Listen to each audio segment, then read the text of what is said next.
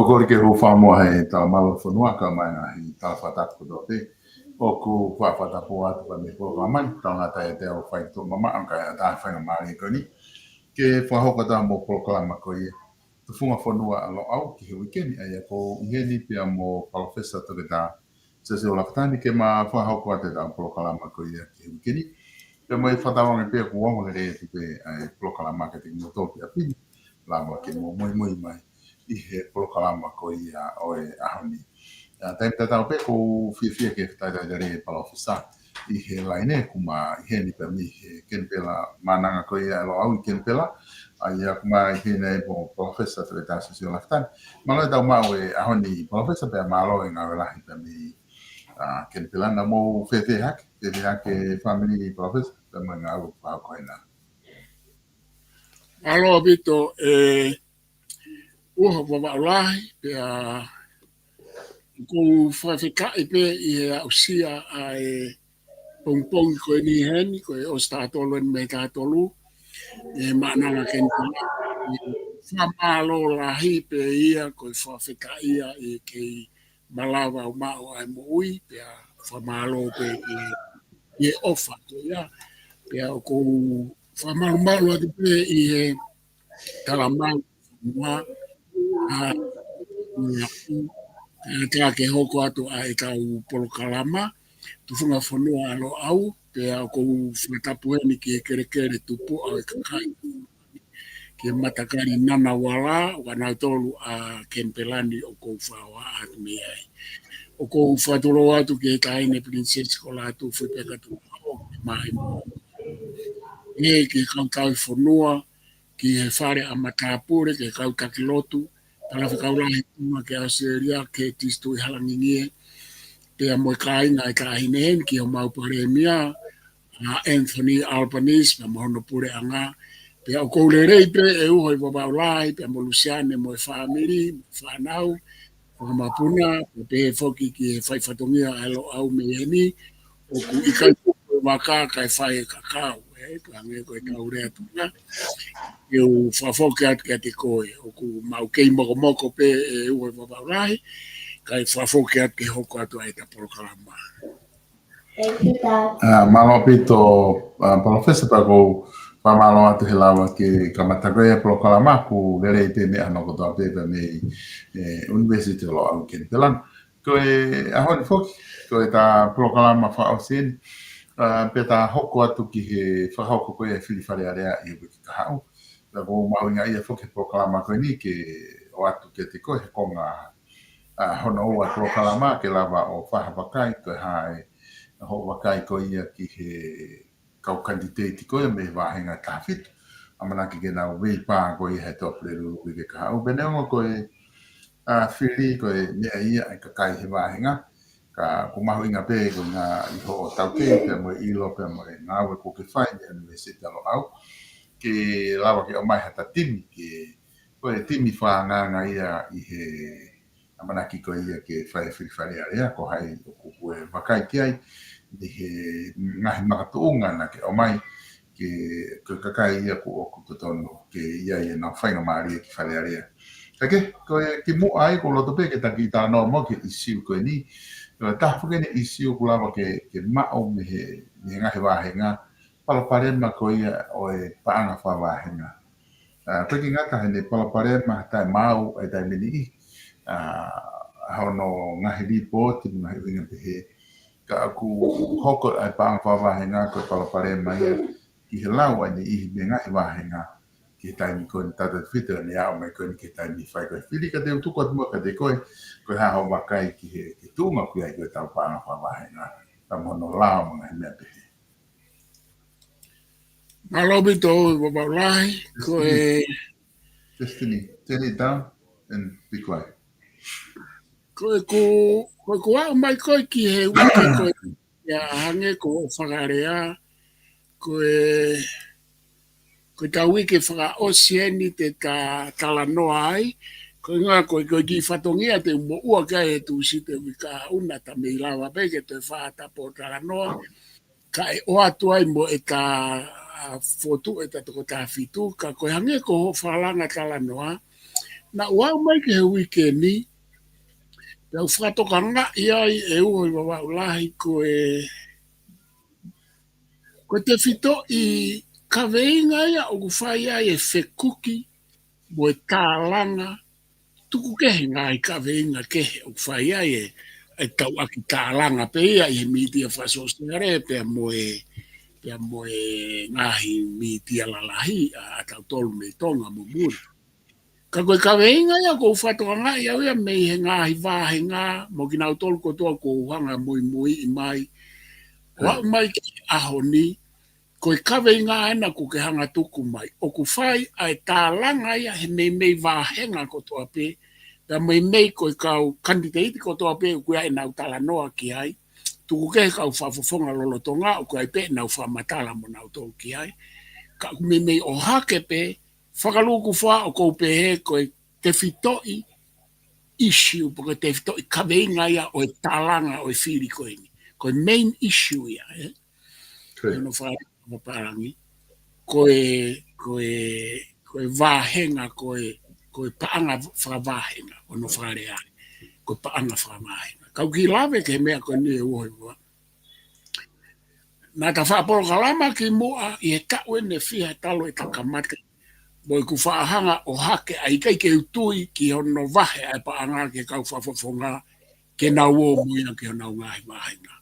He ku na uslawe ako no upalo pare mai kai ke utui ka noa ke. Pea koe talo ani e tau whiri whare area e whiha moi tau e whiha me he pure anga o tui wahano no periti whanona kamata ai hono whaata ai paanga whavahenga.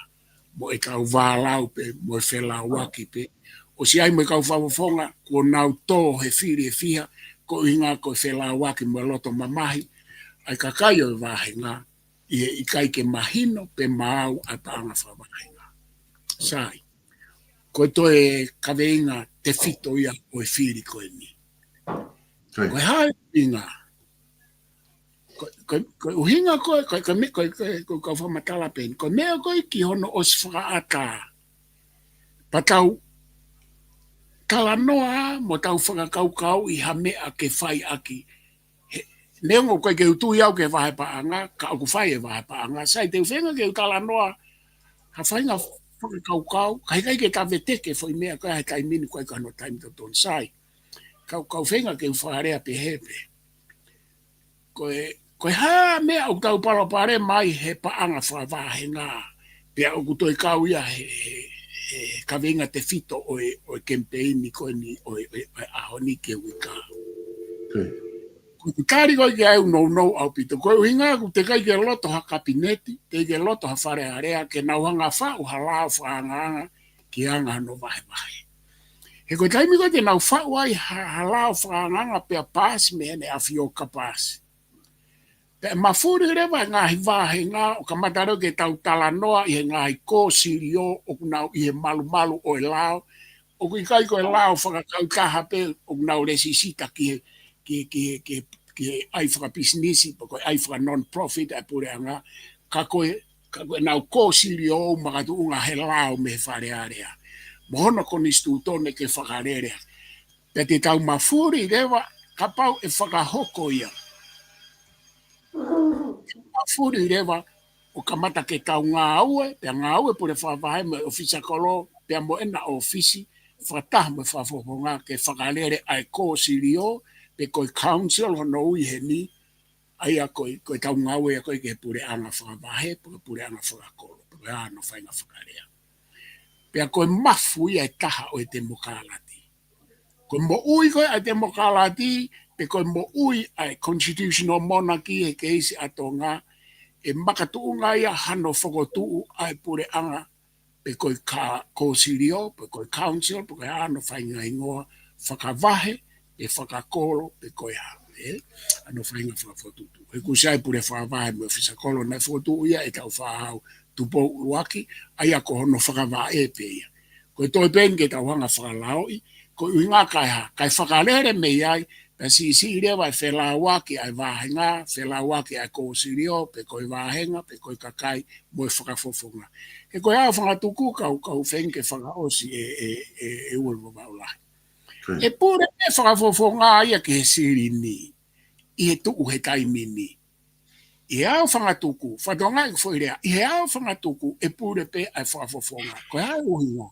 He koia aku hua tai sirini, koia tene ripoti.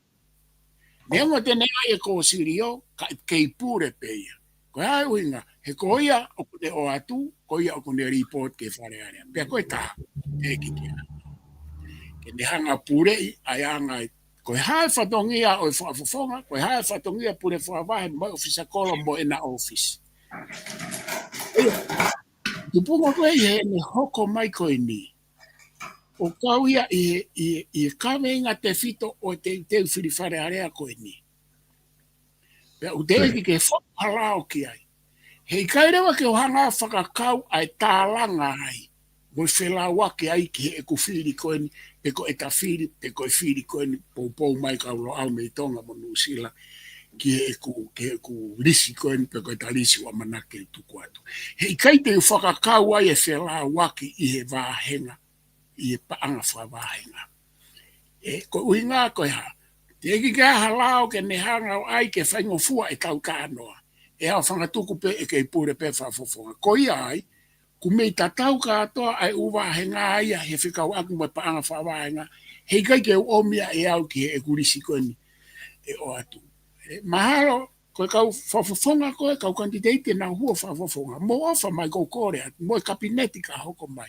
Whenga ke whau halao, ki he wahe o e tau paanga whawahenga, ke alu ke ngā i kou sirio, kamata ke tau whakawae, ai anga i tau whanofo pure anga whakakolo, pe pure anga whawahenga, pa koe hanga whai. Ke tau ngā unu, he koe mafu te fua ia, o ku alu me ai, ai lelei kotoa pe mei olunga, ki e ngāhi, kolo mo kakai, te koe me eo ngā ue lelei e ngāhi whanua te mokalati, pe o ku tau kalano, tau ngā ue ki ai, ka koe kai ke tau whai e tau tōlua, ai fui mafu te fua koe, ke whakatafi ai whakakaukau, moi monu ia ai kakai, mehe kakai ki loto pia moi kaupure ki he kakai, koe whakatafi mo o ni koe ko sirio, koe council ia heni, koe pure anga whakawahi. Te ke tala noa mai koe i ho ofa ki he kakai moia. Awe ate paanga ka koe ke wahi ki he kakai i kai, o kulo i katoa e umea koe ia. Koe mea kou ngāo e mamani o au ke Common News si. Au ki siaina. O ku ai ngai council ke lawa ke whakatafi. O koe mea pia te mokalati. O ku whai e ngai pure anga hange ko siaina. Whakatafi me o lunga alu ke ngai council, ke lawa i ke ofi mo ngā ue wa ofi ofisa kolo mo pure whawahe mo kakai he koe mea ia mo oni. O te kei tui ke te hawhara rea ta noa mai o ku ne whai hono whatongia katoa ke kakai ka pau kai kia halao ia ke ko siri o uloi fwoi mea ko ia he utau sio ke fwoi paloparema ko ia ene hoko mau pepe ko ene o mai ia ko paloparema te fito ia ko i tau e whiri ko ia. Ko ia ai e uhe wawaulai te uwhaafoki atu he kai ke kau ia e ku whaamau ko ene e tau risi pa te wanga wake ke sene atu e ai risi ka koi ke lava mau ene i kan te ulawa atu ka whaafoki atu ka te koe.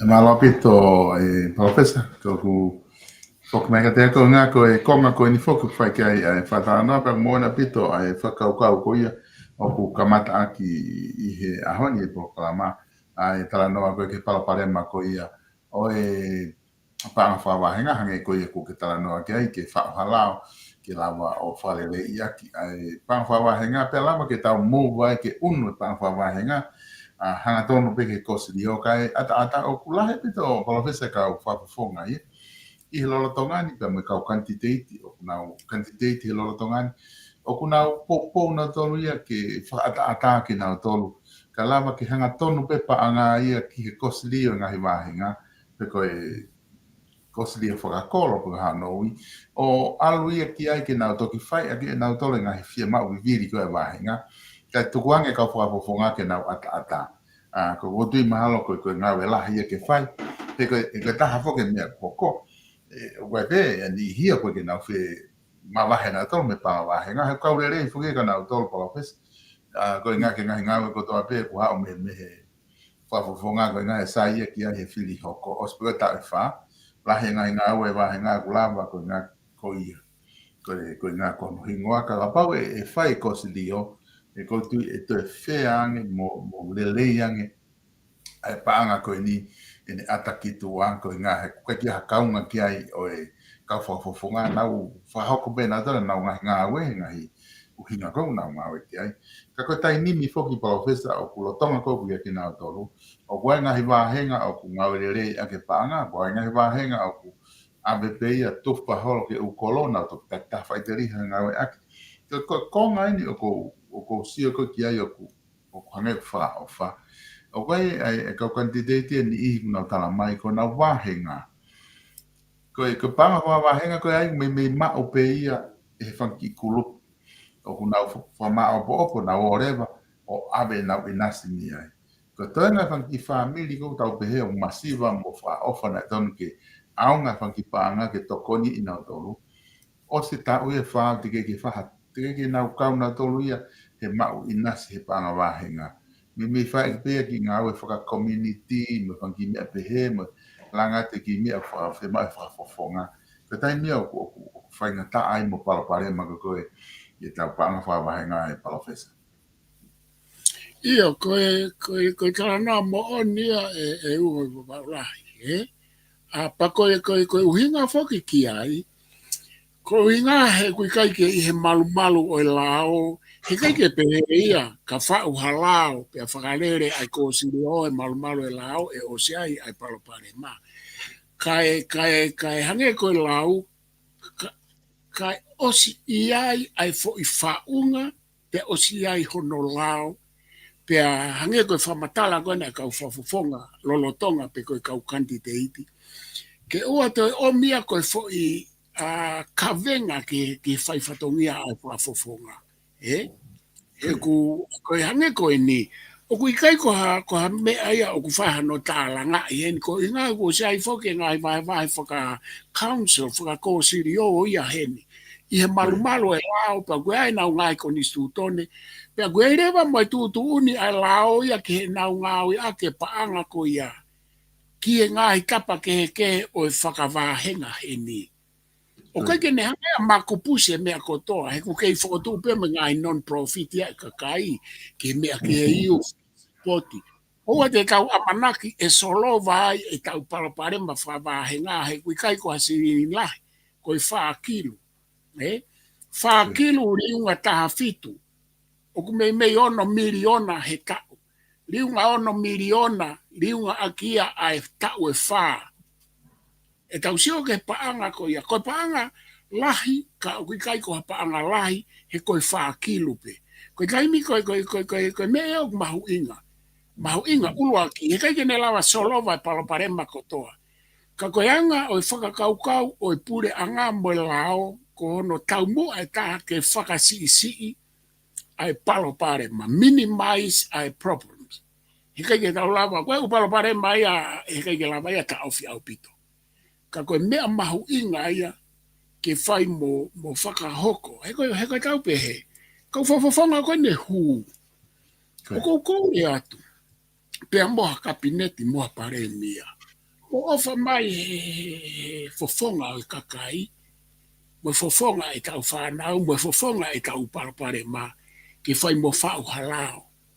O te mouto I sio ka ki mouto luka, mou sio ki he kakai. E ka pau te mou sio pe ka ki mouto lu, he kai ke mou whau mouto lu halao. Koe fo I tutu unia. Ka pau te mou hupe, mou whemau ke ate whaki luka koe ke pure pe ai, ka o kui kai, hei kai te ke whau e koe halao. Aia, ka pau te tau toi a, o te ni ki te uwhiri hoko, te ke whau halao, ka koe kau whafonga koe te nau hu, na loto pe na tau ke nau puke pe whakilu. Ka pau e whau he kabineti koe ni mo e whare harea hoko, ta tau pe kau whafonga ho e ki mo kau whafonga kakai. Ke oua te tau toi atu o tālanga, mo tau lau, mo tau whakawhekiki, na e whahinga na te ke anga nau se niti, na e puke pe whafofonga ai, na ne te whafok mai sirini, na ne o mai beki sirin sisi, mo e hafua. o ku tau kala noa he purerei, tau tā noa he whaito tonu, o ku tau tā noa he te mokala ki, ka koe u mafu te fua koe ke mauai ai u mea koe ia o ku ikai ke tau whai. Au inga ange fua tu kautoe hanga wharea pe, ma hu inga ange fua tu u ko sirio whawahenga ai hatoi kala noa maha tā hatoi mea koe whaito purerei mo mea. He koe whakawa e ia, ai a ulerei, ai kakai, ki he kau whafofonga, mo e kau taki, mo e a ulerei, ai kau taki, pea mo e kau whafofonga ki he kakai, mo ofa mai. He koe ngahi langa whakalakalaka ko toa pei mamani na e pau ke whakotue o mea ko ia. He o kui kai ke lava he kau whafofonga ia ke pāse mea ko toa ke kakai, i kai, koe kala noa lo ia. Pe gai lava he kakai ke pāse mea ko toa pei ke he whakafofonga. Ka e lava he kakai ke pāse mea ko toa pei ki he ofisi whakakolo, pe koe pure anga whakakolo, pe koe pure anga whawahenga, pe te nau lawa pāsi me iai ai mea lahi, pe koe mea ko toa ki he kau whafofonga mo e kau taki, he fou i hala whanonga, pe koe hala whakawakawa o e lao, pe a mo e whaunga ngā ue whakai pure anga. Ka pau te mō kumi ngā hai whanua ko toa peo au ke u whanua kominiusi. O ku makape whakairifia a e nau whengau ake a kakai mo sino pure o ku whou ko toa he ko sirio. Pe koe hāto e whahinga hingoa ia o ku nau ui ake. I whairiu kawalahi ko si aina, na e whai mea tatau. Me hau koe mea mao he ne hau ki ono pōni. Pe koe mea ia ke whai. Koe hosi ia ke tau whakamua he tau tala noa purerei, tala noa whaito tonu, tala noa whakamauto tonu, ke tau whakawa e u whaunga ko ia. Koe kua whaunga ia whakademokalati pe, whaunga whakapure anga lelei. He koe whaunga mea se e tau whahautu po uloaki. Pako kuhinga urea mamafa ke i ua waulahi he kou ongo i au pito, e tau teu whiri, mo e ka ngāu e mai, ke whinga i ke mau e ka toko taha fitu, pe mona au kau whika ua, ke ui atu. Ka kou hau au he wikeni me he wike ko usi, o mamahi au i he whela wake, i hanga e mamahi i whanua pe a aku. Mamahi au i he whela wake i he paanga whakawāhinga. Koe hāmea au kai ke tau hanga ai o solova tu o taha e whai paroparema ia. Ko hange koe ki tau tōlia me ngai ngā kakai o koe. I kai kia hanau atamai, kai kia hanau wongo ke kakai. Kai tuku pe ke te pe ai whakilu ta kaha e whafofonga ke ne alu aki. Pea koe ai he. Ka tak na e whafofonga ia. O sei kau whafofonga candidate. Koe kau whafofonga kau candidate. Ko nau rea mai. Pea koe e nau mooni, Koe kau whafofonga lolotonga, o ku nau o si mau ai ngahi mawhai pure, o nau mau e ngahi merie. Pakanoto, o atu koe whakilu, koe whai mena u tau ka vei o he wawaulai, ai unfair. That is unfair distribution. Koe distribution justice. I he lau koe Aristotolo na uta noa kai wikosi. O kui kai fair, o kui kai kau, o kui kai takau, ange ho whakilu au ke alo campaigni aki kai hala kau kandidati. Ko si ho uporo kalama koe kau kandidati na ulea mo moni na uto.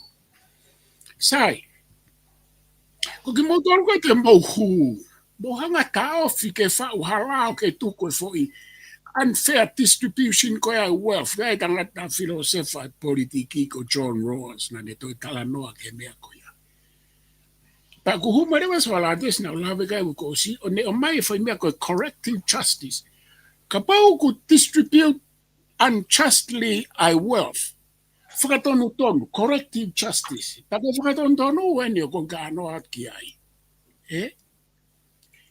ka pa ga lava ka fa fonga ko ne hu Taka i lava kapneti. Koe tau whiri hoko, ka take mo i kai solo. Ke uhanga o campaigni atu ke ua toi whiri hata hai e kau whafofonga ko ni loto kai orewa ko whau halao ki he paanga whamahenga. E koe fwoi whakongia mahu inga ia ko koe te ke hu ofa mai. Bo ua fu e whare area. Whainga tau koe ka mea whainga fua ke aha mea ke loto taha ke whare area. Ko koe ko ke hatala mai te ke huo ai e huo ai e huo ai e. Stai ke tu ke utala noa pe he utau o si ilo ke hu ke whare area o ku whainga taa ke lava whakotu ha fwoi whakau kau ke tari he whare area. Pea koe natula pe ia o e whare area. Koe ki tau pe heka tau kovi whare area. Ka o ka pau e lava e fwoi mea koe ni. Koe fwoi hiki mo e fwoi langa whonua mo e fwoi tuku whonua ia te tau ngā unua. Ako tui ko profesa ina fotua kau kalu ene longo a mai mo ne ui mai ke ai me taimi pe kana kamata liu mo talanga fa politikare pe na atu mau proposal hanga tonu pe profesa ina fotua kau ki to kupu o George King George to Paul the Fifth pe oku asia e fa kau ko ia kana ikai ke ngawe akia e foi saupulu he wa fengo fu ka koe kau e lo au ia he tala noa ke he mahu inga mea koe a koe mahino whakaako, koe mahino whakamāmanilai, whaka universal, koe mahino me he tupu mai ai te mokalati. Koe kamata koe te mokalati ka risina nau wahe pehe. Ke whaingofua ai alu ai tokoni, whaingofua ai alu ai lao, fau i he ngahi ko o sirio. Nā no whaingaui anai karisi. Pea oku mahu inga. Kai ke kou ki he atu pe e ue warai ka whapoke mara. Mara opito, professor. Ko tu mahina opito ai whakaukau kon ta tarana ok. O ne o mai ai whawa e koi ki he konga ua koi ta prokalama. Koi ngā ke ta hoko atu mua ki he timi ko ia. O ku ke whakaukau he ngahi prokalama koi ni ko ta whahoko mai. Ang hausio ki he kau candidate ko ni ko nau candidate ke nau whahoko. Ai whiri ke nau kau he whiri ko ni. Pea whakataha whoki mo ngahi te whito e whakaukau. Nā ke o mai ko ngahi makatu o ngai me poturiki te ke whiri aki kani ihi. Ke nau hoki whare area ko ngā iho o wakai ko a koe ni ihia o ku ke lele i e te ki nau tolu ke nau hoka te uat ka te koe e professor. Ke ngā ke tā hoko atu ke ngahi wahe ngā. Ke toko ua koe koe ua ia ku lele i taha koe nā tō koe ke whiri whare area. Ia mahara te hui atu e tarisi, pea e toi whie mau pea anai ke wanga hui atu e foi fono e fitu, tatari ke kumi hake, o kou mei hanga li hange ha mea fua ki e whiri o kau whafonga, ai kau quantitative koen ke hu ki loto me he tapolo kalama, kai tatari ke kumi hake ia sai ke ui ate risia kau toki hau ke foi fono e fitu. Sai koe lisi koe ni, koe whai me he ku whakamau mo e whakamau me he tapolo kalama. Pei kai ngatai na e omi pia mo e u whakakaukau me i tonga, pia mo nusi me he kaulo awai e anga e nausio. Pia nau whai mai mo e nau whiri, pia o mai a whakatahai mo e ta whiri, mo e whiri na whakahoko on behalf of the VPON, na mo e tufunga whanua. Pia ko ia, en pau peheni re. Koe ulo aki, o ku malawa ke toko taha e ue wawaulahi, pia ko malawa ke toko ua. Ai ko whaarea toko ua, ha taha pe i he ua ko ia, o ku kau pe ia i poupou ki ai polo kalama koe ni me whotutu o whiri koe no kou whai ki he hu ki loto. Aia, koe whika ua, koe e whika ua ku me whika ua. O ku malawa ke toko taha pe whika ua ki, pia toko taha me whika ua. Koe whika ua koe ke toko ua, koe ke mahanga. Koe whika ua ki pe u mahanga. Malawa ke ui ate foi toko ua, una mahanga ke whika ua ki, pia ko ia pe. Paka pau kua whika ua, pe whika ua, whika tolu a ke ngo mahanga. Paka pau koe toko ua pe wheitu ko ia, pa koe ngo mahanga, koe na ua pe, hataha ia na ua ke hu ki loto. E ta kai pe uhinga whatatau ki e whono e fitu pe mo e whamau ki anga o ke mbeni a kau tamako ia ko lahi kaha he ni ko o smui mui ka atoa ki nau tolu ko ni I o ku nage ke nau ke usio ha nau vitio ka nau sio I he nau ngahi I ono o mei tonga pe mo e nau ngahi post e nau whamatala mai ai ngahi mea o nau kempeini ki ai ai o whae ke whafufua whataha mo ngā hipuitu ana o mai mei tonga pe mo anga I ilo whakawheitu pe mo anga e ku ilo atu pe mo no whakawheo anaki pe mo fo I fono e fitu ki whiri na wanga lau atu. Kai ke ka takamata ke mau e risi hena ue wawarahi. Ikai, nā mai peko e Professor. Iyo, sai kona na o sanga o atu pena whaiwhau ke whima. Ka takamata Ko tonga tapu ulu aki o ku whika ulu aki ai a te vita whatawhei puloka pia whika ua a osi vai lahi pōhiwa. Ko tonga tapu ua o ku mahanga ai a toke tā uhila mo e langi fasi pia mo se misi ki oa lafu sika. Ai una whakatou whakawaki ko hataha pe anaua uhinga pe. Ko tonga tapu tolu o ku mahanga ahu a kama meiriku se asi ofa ki wahe folau sa wareni pa mo Capro Renee Blake Ilolahia. Ko tonga tapu wha o ku whika ua ki a maten tapu eluelu kai whika ua Wiriami a takau. Ko tonga tapu ni ma o whika ua ki a toke ka Aisake Valueke kai whika ua anti miti miti Pascala. Ko tonga tapu o no whika ua ki a tūsi e laine tei kai whika ua a sepiti wakameila. Ko tonga tapu fitu whika ua ki a toki uka mea Paula Piven Piukala whika ua tokta kitione ni kua. Ko tonga tapu valu whika ua ki mahanga ai a John Creighton vai a Taione pea mo poasi fonua kai whika ua Wiriami Sisifa. Ko tonga tapu hiva mahanga ai a puluno I Polito La Sala mo 17 to mo ua whika ua a tokta te vita tūkunga. Ko tonga tapu hongo fulu mahanga ai a kaperieri Militoni Lanumata mo whaka osi mahama whika ua tulu mafua Iolo Tere Kalaniwala. Ko tonga tapu tahataha o whika ua ki ai a tokta Daniela Liku o hihifo fusmalohi whika ua te vita lave nao. Ko tonga tapu taha ua whika ua ki mahanga ai a mo are whinau pia mo tāvita vaikona whika ua Saimone kapeta ua vuki. Ko tonga tapu taha tolu mahanga ai a veivosa Light of Life taka pia mo Samuel Agrispo hiva whika ua a siua taha ufa. Ko tonga tapu taha wha mahanga ai a to kataki. Whika ua ki a toke tā mo are o tunuku whika ua la tu niua re polo. Ko tonga tapu taha nima a mahanga ai a toke tā alani tangitau pia mo tomi whawhai ngaa. Pia whika ua a keuri pasina lavaki. Ko tonga tapu taha ono mahanga ai a toke tā Wiriami Waske mo toke tā e tuate lavu.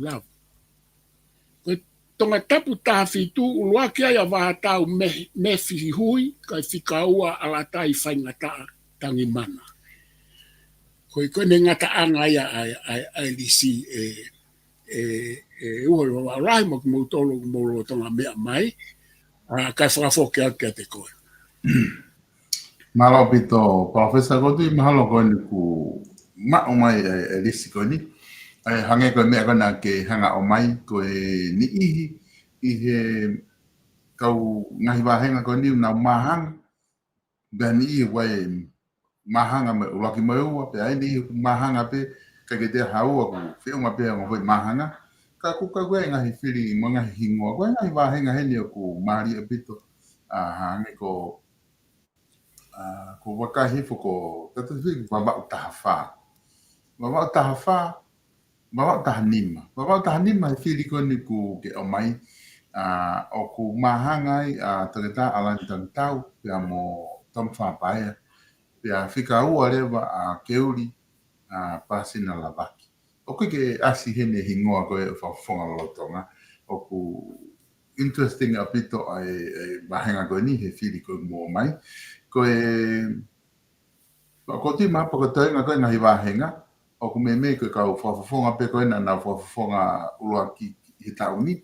O ku nau me asi kotoa pe i he ngahi wahenga kotoa. Tuku ke he pe a wawao tahanima professor. Io koe wawau tahanima o ku maarie au pito. O ku malawa pe ke ikai ke tonu ai fo i whiria koe ni. Ka koe he koe hau foki a Sami wau ki tau Vaipulu. Ka koe mea koe no asi mai koe ni i he mea o ku malawa pe ke toi to e Sami ka koe anga ene tu koe i whakafuofua he koe ko toke ka alani tangi kau ko me au asi mai me wawa pia motonga pe mo tahanima ko ene fai fatongia i fare mahaki mo ne fai fatongia ke community pe okulahi mo ufa kau fo o i ene campaigni pe koe hau koe ka tom fa o ku lahi apite u whakaukau ia o ku hangena u lawe kei ki mua o ku mahu inga ke wawa u lahi o mahanga ia tom wha pea mo e tua te lavulavu na aku o silawe ki ai ki hono te kei ai langa whalalaka. Koe mea koe ki e whakaiki ki koe ki e kakai koe ke alu ki ai whotu koe ni koe ha. Koe mea pea ku mahino mai o koe ai ngau e kakai ia i tonga tapu tahanima ia alan tangitau. Ko tom wha me o atuia ko e whakatu atuia i anga ia e kusio a aku e ue wawaula. O ku fie mau e taha ia ko e ni ka pau e lai o tuku ki loto. Ko mea koe ai pe ai ngai whamatala ia o mai whikawaki mo tom wha ki ono ngai vai anga e ne wha campaign ki mua. Ka koe umea koe ni kune hopo mai o vahe pe au tau ilo ko ai pe ne langa fonua ne ngā ue pe au toi whaka uhinga tala noa le lei ke u me a moe ola ene ngā ue ku os fai ne ongo ka pau ku tau pehe o ku kai ke sai au pito ka au ku ne fai e ngā ue lahi ke fonua. Pe ko ke uri pasina lava ki ko fika ua ia na fai ke hake pe fo i valu. Aia o ku kei mahu inga pe me hao me wawa utanima. Koe kai ke asi heni ai whafufonga. Koe whafufonga ia ku puri a koe tokon pare mia koe me pure anga o kuosi. Pea hange ko utara no au malama pe ke hala ai whiria koe nika koe anga koe tuu ai whafufua me taimi ni. Ki a Sami Vaipulu. Ka koe tui mahal pe kou tari atu ai foi. Te ai me foi toko ua ke mahal ka koe ke. Ko Sami pe mo e tamata ha koe ni kama afu hamango. Koe ke maua whakai ke apitoi ke tu ai kama koe aka koe mei koe foi ko alani eni pea mo tom wha pea mo keuri tuku atu koe ni. Kaku mahu inga pito ai whehu iko o mai ai puri a Samiu. Ka i toki vete pe e toka tapu tahanima. Ai whoki koe ne tuu koe ia koe i whare area. I whare area koe kai nimi i tau wakai ki ai koe whakafofonga ko Samiu Vaipulu koe whakafofonga fuolo ataha ia i he tau whare area mai koe ni ki mui. O kune kei i whare area hoko pe. Puka o hinga e kai ke lava o huki tua. Ange koe koe whamatala ki ai i whiri kua o si na e fo i poine valu na e whai ke heke haki. Ka kone tū koe koe a wawau tahanima me ko fili hoko ni e fiha ngai tau ko ni ngai fili ko ni ku hao anga ko una fa ko te whafofonga fuolo taha eni I whare area pia lere hoko ni whafofonga o a o mai ko eni ka ku hangai ko fili ko mo o mai o ku malawa pe ke hoko a fili ko ia ko konga poke taha ku o kulawa ke whakatonga I heni ku o mai ni ko ni na o mamata proklama ko tongata walu ko tongata walu o koe e whafofonga malo hi ne kempeni ai o koe ki asi I he fili ko tongata ko fili a wipi mi Amerika o ku lotonga kempeni holo I tongata walu ka ku koe ki asi he mahanga he uloaki pe koe ki asi he fika wa profes na ka koe ko fehu ia ku o mai ni ko na mui mai proklama ko filia wipi o ku kauia da lawe ke ai proklama faosi ko kauia I tangata ana laiso uhinga lelei ki talanoa I teori pe ko konistutone mo lao a filia wipi ka koe ngahi fono koe fitu koe na utuku atu koe ki he fili whare area o kai e foi poinia e ua ai pe kaha o kui kai ke lava a filia wipia ke ne hanga o whakahoko. Aia mei he foi whonoia e fitu. Takau ia mai tamako ko siua ka aufa. Ko siua ka aufa o fika ua pe ia kau kai ke o mai ke fika uloaki. He oku mei tu takau ia mo filia wipi oku te kai ke nau fuaki ko tu ko e tata alu ka filia wipi oku te kai ke ngau a filia wipi mo va henga valu ko loto e tala noa konistuto na filia wipi ko ke area mo ata ka ku tala noa filia wipia I ane analyze o loloto ana ia me konistuto ne a Amerika. Ai mata sio ata demokrati a Amerika. Pea koe ka, koe poini ko ku kai ke o mahu inga ia ke fili ko ni ko filia wipi te kai ke ngā ue mo tonga tapu valu I uhinga o fono fitu. Aia o ku fai koe whakotu uia ko ia, o ku malo ia gerewa ai sio ia ke kau kama ko nau ngā ue e tonga tapu valu, nau lawa talanoa, nau lawa wha uhinga, te nau lawa peo huo whare area, pe aku nau kakato nau toluia I ono o atu koe I whono e fitu whai ake kau ki hono to o koe ni ai kautama koe ni ki whokotutu koe ni. Mahanga ngō wai a koe, poas whonua, ngā ue e whonua, lawa e ume alahi o whaamu kei ai fitu. Lawa, pia o kui aipe mo taioneia I hono whai mea koe. Koe mea koe ke nao ngai tōno no e hama e hau koe ke ukaua wai. Koe angani koe whamau me e whono e fitu. E ko viriami sisi wha, koe toi toko taha tau pia o ngā haue. Koe whono koe fitu whakotu atu e au, o kui kai ke toa hake hata hai ana e te kai ke ngā haue, pia moe wāhenga, Ia taimi lahi pe koe tau e taha, tau e ua, tau e tolu, tau e wha, ko I ngā he koe kala noa te moka lati, o whemau ke ririu e lao ia koe ia koe aike toka latu pehe mahina e tolu koe kempeini. I he tau whokotu koe he wafe hongo fuku. Tau whoki mai ke he lao koe ia. O koe kai ke hamea pehe ia whonua a whakakonistuto ne whakatu I pe koe konistuto ne whakatemokarati whakarepapirika. Pake whiriwhare area. He koe kai ka kato ai hono teu koe tangata e wāhenga. Pe oku pehe. Ko nea mai koe ke tonga tapu taha tolu, koe o hake o siwa tāu whahe koe tama peia e malawa ke hoko hake he whaifuatutu o veivosa, ke ngā au a veivosa mai whai, pe mo Samuela a Crispo hiwa, una whakatou fit in at ke whaifono e fitu. Pe koe kama pe e ofia ki ai he toi ngā ko siwa tā au whaka au ku whika ua ia ka au ku whihia pe ia whatatau mo ia mo whiria wipi i he uhinga tatau pe. Mahalo pe o kou tāri atu ki utokanga mai ko ia e uhe walahi. Koe.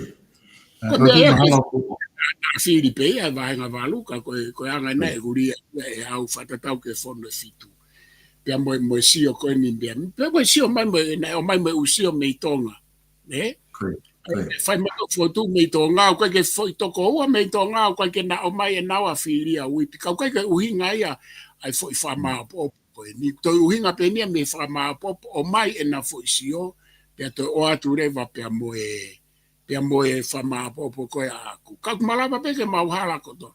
Pana aku whakatoka ngai mai e mea koe na ai hae mea ai pure rei na i tatau e ke na o mai na tolo a poas fonua ka whakafo ke atu o wala ko ti mahalo koe hono maari e fugia o mai ngahi hingoa koe ni o ku taktata o tai na pe kia ke o mai hane hingoa ko hai o ku ne whakaukau koe ni i pa koe ko toki o atu ha hingoa i he whiriko ni o si ai pe kakai social media na tuku mai ko e kau kantidei ni o matu i te nao hoki whare area i Novema.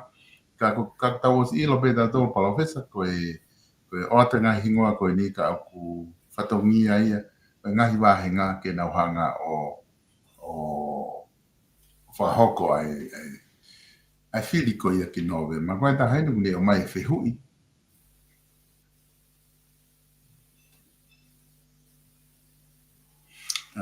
Ai ka ni tu ui hata ni mi ia ko whehui pe taha ku o mai ia ka ko ki whehui ke he ia me ka vinga ko ni ngai kantideti whehui ia ki he lava whaalao ki whaalao ia ki ai hono pisinisi ko e ka o muri pe ka se aina ka o te nau te ala ki he ngowe ko ngā ki tuwangi ngowe ki whai he ka kaitonga ko te ko isiu ke he peia te tato ki hoko atu ki ai he professor kata foki me mo ke tarisi ai ko tu ko ni tarisi ko ni professor ka ne mau ko no tuku mai ko ni pe tato ki wakai ki ai i he ka ko wat pe ka te ko ke ma popo mai he lisi pe mo fono ko na ma tu ungai o fai ko ni fili ko ni me ni ko ni o lo au be me tonga na na to ko ni mai hono foto tu ko lisi ko ni ai ko ki hanga o mai ko ni ia koutou whemau pe ke utoi whoki ki he risi ko e tānaki whakaukau e uhi wa waulahi, Ta whoki ki e tonga tapu ulua ki, Ko e whika ua sa svailahi pohi wahe ku o te kai ke asi mai o ku asi mai se asi mo ha mea fo o ke make mene u kempeni motua. Pea o ko kempeni me ka sa asi ke ne asi mai ki muri matui pea motonga pe ko toi kau pe i tānaki mai ko ni tonga ia o ku nau toi alu pe e kau fotu kau mai me tonga ai ka te vita ka ko te vita ia ki a te au o langa whalakalaka une lava. Tala noa uhinga mo vavanga whakakaukau o kune lava. Pako te vita koe tama o kulea pia ne whakapapau i ene rea i wharea rea ka kune tauka vei. Koe ke wharea mau pia te vita ka kune taime une rea ai koe ke rea noa ia. Aia o kutoi opi rewa u nau pe koe ke ofi halanga whalakalaka ke langa e te vita a kau atu pe moia ka koe kai koe poini te fito. He na e fie mau i anga koe ai wakai ia ke foki ma se asiu toi mawahea. Pako mea penia o mai koe te fito me tonga tapu ulo aki. Paka pa o kuhala pe hala. Ka koe e mana tu i foki hange koe tau tā noa koe au whanga tuku e nia koe anga e nia ai li atu ai whakaukau koe ni pia me te au me he taporo kalama mo e kauluk whakaukau mai. Ka koe au whanga tuku, o mi katoa pe ki e ku whakama opo a aku ki he whoifono e fitu mo e ku sio ki he huu ki whare area. Aia koe, au koe ke tonga tapu wa, o ku maare ai hau koe ai kempeini ia mo e whoki mai a se misika, he gua ia tuki I Maria o mahino au pito pea uhila ia I ene ngahi tutu lau mea ko e ni sa ua o Maria pea ku ki asfi mahalo pe kai ke fihia e ku toi ka wiketa ai anga e tau mea ka ku toi ka anake tu pepa ko ha ko ke mau polo katolu ke wa kameriku o kuna mahanga he koe tala noa koe ke whai whatongia ia hua ka meriko ki e mau poloka tolu koe ke area hata haya moia. Ka ko kei pro ko ne osfai e ne u ngā aue, pa ko ne osfai e ne lorotonga e ne ngā aue, pa ko hua ka meriku o kumalawa ke na mahanga naua heni he koe ngana e kei ke lawa hua ka meriko malu I hono pure anga, pena e whakafisi. Whakaapa kia ke e ne ngā aue tupu langi mo ne ngā hilanga whakalaka. Ka ko hono pure anga na e tō pena e whakawhisi. Ka koe toko tolu I mua hene ka minista na e tuku ki tu a koe nau mau lao. Ai a koe upoinia o ku aluhifo I ai kei hao ai huma a kei prope o ku Maria u whakatutu mai mo osi u ngā ue pe mo u savea mo hafue u ngā ue ko whai kei prope. Koe uhinga ko na hao ko na matatatau mai whiri koe ni. E kei mau pea e hua ka meiliku I anga I wakai ki o mau wahenga. Ka koe whamau ia ko uwhe o pehe o whema o ke o atu ia au whangatuko atu e au I anga e ku wakai ako whatatau ke ngai principolo to tonu ki e mea whakonistu tone mea whatemo. Koe hao koe ka mateni o ku lahi apito pe ai whai whatongia e mo ngā ue lahi a mateni pea koe whikaua a viri a mi he ku si e kaimi hu ma viri a mi koe ni ke whai ene campaigni ne toki hu mai pe ane afi koe ke pe he au iau ka e malawa ke hu a viri a mi ka ku tau fua me he anga o e whai whatongia koe ke hao a mateni ka ke manatui e kau kapineti ko toa koni na I he pure anga koni na ku os whakarea atu o ku whai ngata te au ke nau whika ua pe tuku nau toki tua ko inga ko fo ngā ue lelei ko nau whai ki kapineti. Aia e malawa pe ke ala ke tama ke nau mahanga ka koe kapineti koe pe koe minista e ke iai pe ia me he whiri koe ni o kou o atu.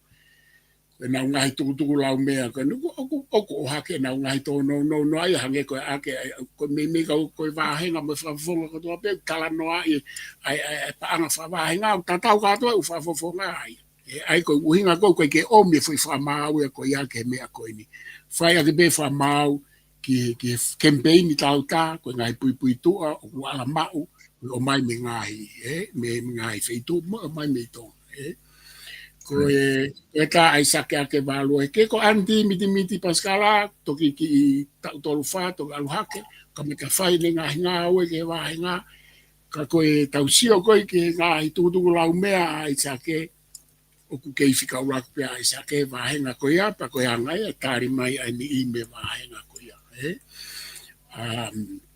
koe ke peke ta ato ko tulusi e laine koe mea tatau, koe ne ngai tukutuku, o kai ke wha, koe tala noa uhinga ia a tulusi ono mui I, o kune tala noa pe ke he mea ke langa whaaraka, koe ne ngā wena e toko ni pea he toko ni e kakai.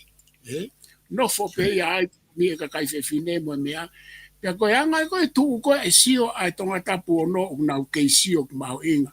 Pia kute me kau tama ke he ia ka kono o mai pena, koe tama pena ulahi ono tālanga I mai pa kou lawe I pe a sepeti, ai aku mata koe uhinga ia ni ala ko whika ua.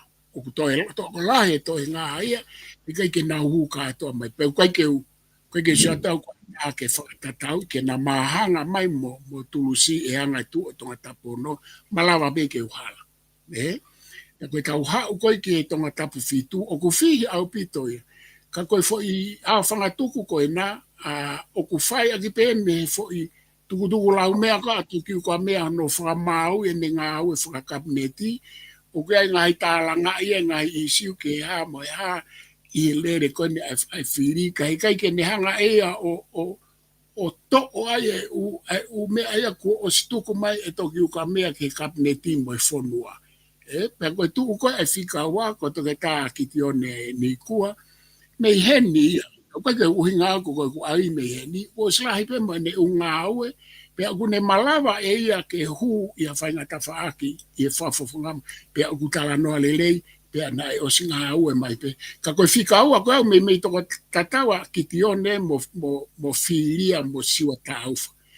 Ka koe whakawhiona ki koe toko tolu koe siwa ta au ki one pe mo whiria o kulahi ange ai whaifatongia mo nofo a ki ti one ia pe mo tonga tapu walu i e fo iongo ua koe. Nā toki ai pēna ua he mahina pēne fia tolu ua. O ngā au e mo hapai pe mo wahinga walu. Koe keo pe hau e kai whiri kai ka me i he whakafuofua koe a aku ke mea koe kau whiri hataha toton ke alu kilot. Pea ka ko uslavia ane nai ki he tonga tapu walu. Koe hau ke tonga tapu hiva.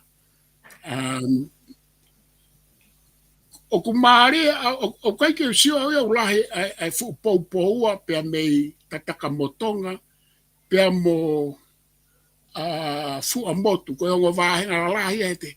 O kai ke sio nau fu poupou i a puluno, o kai ke ilo ke anga e nau tuu, mahina ka te au e nau tuu mo 17, pea o ku ino ke te au ai hopo hake o lahi tala noa ka te vita tukunga, ai toke kako ia.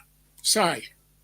Koe mahanga koe a Ipolito ia mo 17, koe uhinga pe ko 17, o kou ilo, o kou lawei, o kou kei mawhailahi he wāhenga hiwa. Ka ko Ipolito he ne aluhaka o nā mahanga ke te au, he koe tala noa uhinga ana laiso lei, pea moe pui tu a peo Ipolito, e malawa ke hoko ia koe whafungarerei ki tonga tapu hiwa. Aia koe, o kai ke are ata haya mo poto te vita tu ko nga ka ko sio aku ia ki o me ako whawhanaki ki e fono ko e fitu o uhinga e mahanga a Ipolito e mo 17. Ka ko lave ia o kai ke fupopo me tataka motonga a Ipolito ia a pea mo fu a motu ko ngo vainga la lahi ka o kei ka ko atu pea ia fotu ko nya ke a Ipolito he ku mahu inga ka pau e hua Ipolito. I tu a whai toa tolu koe nau mahu inganga te au e a whakatuku ke hua Ipolito. Kai ke whai a whakatuku e kakai, he kukei ma whai lahi pia 17. Koe tau hau koe kakaperi e militoni mahino au pitoia, pia o ku maari e tu uia he tu koe e tonga tapu hongo fulu, he kapau e alwa kolonga mono ngahi kolonia i hala tahi kia whaka osimaama, pea e uesia rewa ka pe. Ka pau e nofo ai alapaha mono ngai kolonia. Pea mohoi mo tala siu. Ka pau ke nau nofo kia ka perieri. He ko uhinga e malohi a ka perieri ko mei ko ko lapaha mono ngai kolonia. Pea mo kau pou pe. Ka pau e mawa e ua whiri heni. He o ku malawa ke hua wha osmama. Pea o ku toi malawa pe ke hoka ka perieri. Ka koe makatuunga ia mei kolonga mono ngai kolonia, mola paha mono ngai kolonia, e maari ai whiri ko ia ka pau e tupehe. Ka koe tulutulu mafua i olo tere, kala nivalu, me he whare o kala nivalu.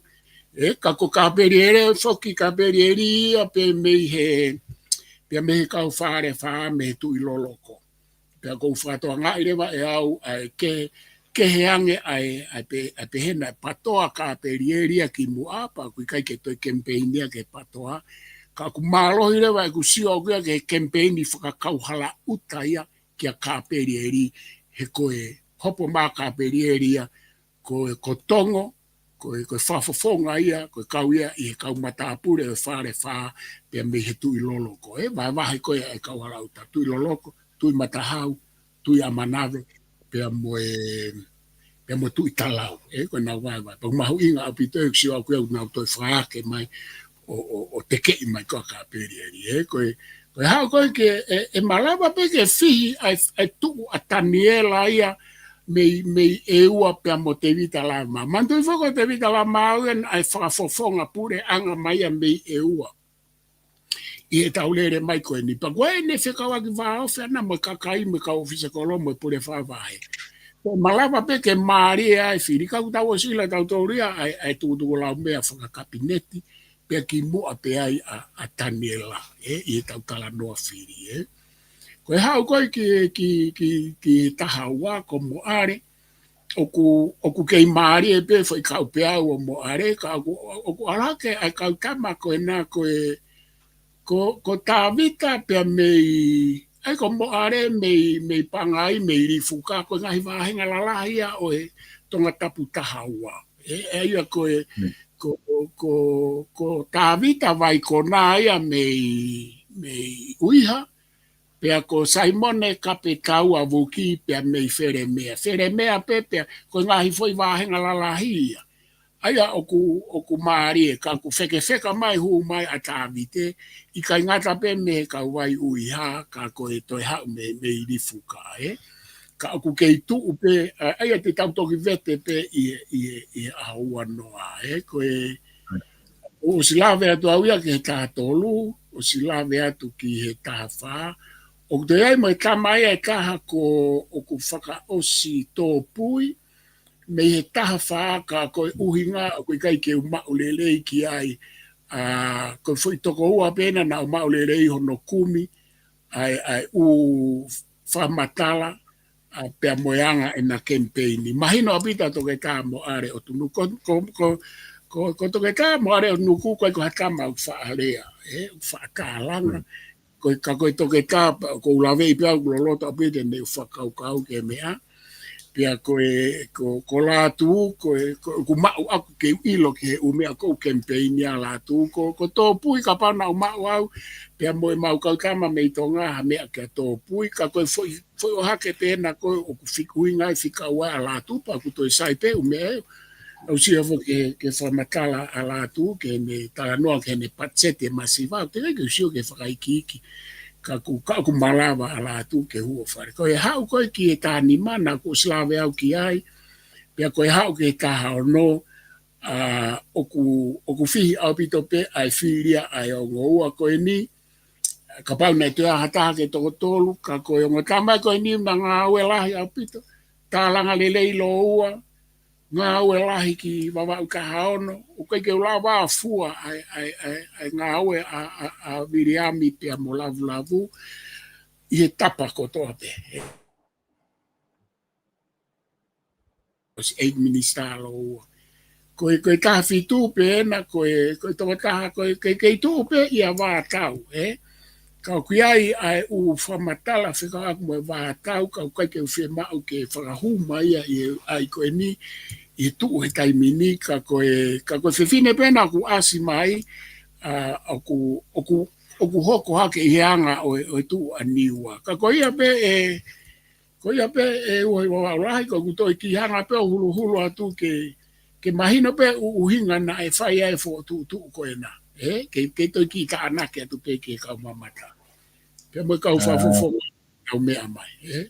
Koe, Professor ko ti mahalo ku mahino le rei, ai ngahi hingoa ko ke hanga o mai, pe ko ti ko si ulere be ngahi hingoa ko ia ke kau whanongo ko hai na wakai ki ai, nge ko ke hanga o mai, ka ko ti ko ngā kata taimi, Professor, o atu pe whainga maari ki ke whama a popo mai, kata toki wakai ki ai he osi ko e whiri, pa te toki polokalama ko ia, te toki si o ai, ke ngahi ngoa ko ia ko hanga e kakai mi wahenga uraki o au ke wahenga taha whitu o whiri ke nā huki wharearea i he tōu wharearea ko ni ka hako ko ngahi ngoa na ko ke ostara noa pa ke te o atu pe ko ngā e toki e la pe kakai ke nā wifea ke e Professor ka ku whamalo lahi atu he lama ke o mai ngahi ngoa ko ni mono ngahi mātu unga pe he ke whono ko ia whitu ka te tuku a te whenga maari ke te koe ki whama a popo mai i ta proklama. Te ulau i whao se atu ke whama a popo aki ai whono i whitu e uho i wapau lahi, Koe. Ke uto e tāna ke atu pe ia pe na neongo pena e whai mai luku whakaukau me Nusila motonga me kaukamalo au ai, pa kou whamalo atu heni kia te nau tolu ko ia na nau tānaki mai nau whakaukau me tonga mo Nusila. Hounga pito kia te au, ka koe au whangatuku koe na ai whika koe na o e kau kantiteiti mo e whokotuku koe na wau whangatuku pe au o whakatatau ki e fono e fitu koe ni. Ka wanga toi lau i atu e. Hoi ki moi ka inga, ko hai e kantiteiti ke whiri ai a ho tau kakai i tonga. Ko a fono e fitu ai lo au ki a taha ke hu ki loto. Whiri hataha o kuwako, o lava, o whakakaukau mo mawanga. Lo ua i kai koe taha pe. He ku osi lotu kotoa pe kakai ia. Koe koa me aia ke whamau ia te lo au ia po hai o ku lotu. Mo oni pe lotu loi. Whiri hataha ne ilo lelei e loi. Kaka mo ia. Ilo kako i kai ke whai pe he. Ilo kia ki nau tolu me he turiki kotoa e mo ui. Ilo ki ai ka akui kai mui mui ki ai. Pea ilo koe koe mea eke ufua mau e teo. Ilo kotoa pe he nofu whawahe ia. Pe oku pe he nau kantiteiti. He koe kantiteiti oku nau ilo ki ai. Whiri hataha ne i kai ke pere. He oku i kai ao ngaia he whare. Ka koe taha pe e lava o tālanga. Mo talanoa pe area uhinga loloto. Pea whai ki ai ke hoko mai ai hono pure anga. O ku whakawhi hoko takia ke he pure anga o tua ai foi. Taha ulawa o area, talanoa lilei, tālanga. Pea kune lawa whakahoko ia ke he hoko mai ai pure anga o tua. He koe mafu te fua ia o i whare area na e whao e tau whahau o ku hai hai ai. I hoko mai. Nai tuku ki olunga, pea ke hoko mai mei olunga ki he whare area. O ku kai ke toi fi alo au ke whakai ke mea koa ku o swhai ka ato ia e tau whahau tu pou uruaki. Ko e ku whamanatu atu pe. Whiri hataha, o ku i kai talanoa ki he hao hawa o i mooni, totonu whamau totonu mo e hafua pe. Ka koe erito o e tau hiva, mamahi mea, whetoka i aki mo e whaka apa apa. Koe foi whai, mō lare whakalangi pe koe kawei koula ko ia. O kui kai ke ai pe ia ke hafoi kulupu e tā pe koe ke ai pe ke he tui. Koe ka mai tā noa pe ia he vete e ia ai mo o nimo e toto nu toto atu. Ka koe ke ne lava e ia e kauhi waa i e tataki o e whodua i e whare area. O koe ke asmai mea i whetoka i aki ia. Whatoka ngā ia i ho whiri. Whiri hataha o ku i kai tala noa ki e hao hao a. O e mo oni totonu, whamau totonu mo e hafua. Ke hau ia vete whaka filosofia mo whaka teologia ato e umea ko ia. Ka koe anga mo e whaunga a hono whakahoko ke hoko mo oni he mo ui. Pea nene o si whai tātu o lahi o whai vaola. Sivi, whiri e tama koe. Ko mea koe ko uhinga i whiri e tama na mou nofo. Na mou ngā au he tau e whaa, pe tau e tolu, pe tau e ua ki mua pa whai whiri. E te ke la wao ilo. Ke ilo koe ha tama na toka latu mahina e ua neongo na ke o si ilo na i tama na i tupu i tonga. Ka koe mea ea koe tau mo e whai totonu e tau hanga whiri hataha. Whiri hataha ne mou ngā au e whakataha e uafe ua whaa, ki e uafe ua ni mā pe ki mu ai. Uha mo e la a, mamahi mo e fie fia. Pea nene ia ki mou tolu mei he kamata anga. Pea koe whaka o si, whiri hataha te eki ke kau ia hatau lau. Whamau lau, kau aki ta aki mo e whakaongongo ko vi hataha. Ka pau koe tālanga mo e talanoa mo e area, sai pe ia, e whangofua ia he whono ki olunga. Ka koe o ato e whono whaka o si, koe tau palopare mai koe tonga he ahoni, koe kakai pe koe toko taha, o kune whai ai mea koe taulau, koe kene ilo ia ka ai area mo e talanoa mo e tālanga uhinga. Pe aku mau e kakai pe ia ke nau hu ki whare area, ke nau o taki mai ki tau tolu, ke nau o kapinete. E koe kakai aku o si kona e nau mo ui. Koe kakai pe he tatau pe kunau whaarere ha miitia, nau whaarere ha souso miitia, o kunau kanditeiti, ku o si kona e nau mo ui a nau tō. Hikai to e lawa ia o osi. Kai ke a tala monu atu, ki o tau kakai, he teu whiri whare are ani. Mālongo e ofa lahi atu, ofa ta e tuku, moi manatu ma. Ko ne lawa ia e tau whono e fitu e ue wawau lahi, whafoke atu. Mālo e mau whenga maari. So malo atu Professor, malo apito ai Polokalama ku whako he ahoni. O whatuke te koe pe mai tala manu atu I he ngau e ka hoko mai. Ka tatoki si o he osi ai whiliwhare area. Ke tau tini koe ni kua osi whaihano I. Malo apito professor. Malo o walahi atu. Koe. Whamalo atu e ka inga ha mo mui mai he polokalama koe. Te whunga whanua alo au, pia mo toke tā professor se sio lafitani. Ko tau polokalama hoko, ko hoko e tolu, koe whakatala no aia, pia mo e candidate I tongata Hongful, whaas mama, ai e whahoko aduia I hoko ko ia. Ai tolu, whatu whanua fo I hoko ai fitu ai whiawhika mo mea.